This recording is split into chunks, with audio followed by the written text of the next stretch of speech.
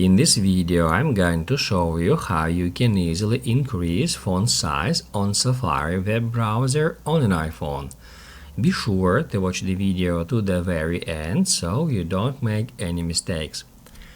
Let's get started, guys, and first off, you need to head over to Settings, then scroll down a bit until you find Control Center. In here, we need to ensure that text size shortcut is added to included controls.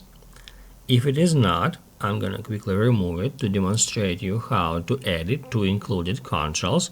So if it is not here, it means that you need to scroll down until you find it in that list, and then just hit at the plus button next to it to move it to the included controls.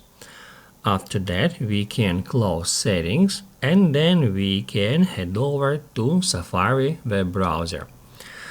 Let me just quickly open up some web page, and then let's say if you wanna increase or maybe reduce text size for the Safari app. First off, you need to swipe down from the top right corner to bring up the Control Center. That's where you can easily find this text size shortcut.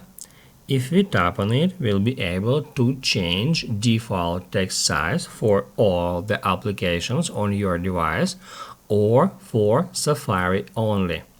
I'm going to tap right here. It shows me that text size on Safari is now equals to 100%.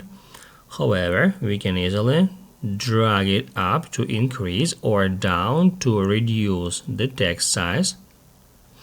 And now if we go back to Safari, we can find out that text size is highly increased, and then we can go back to the text size tool, and by dragging it up we can increase it even more, or by dragging it down we can reduce it a bit.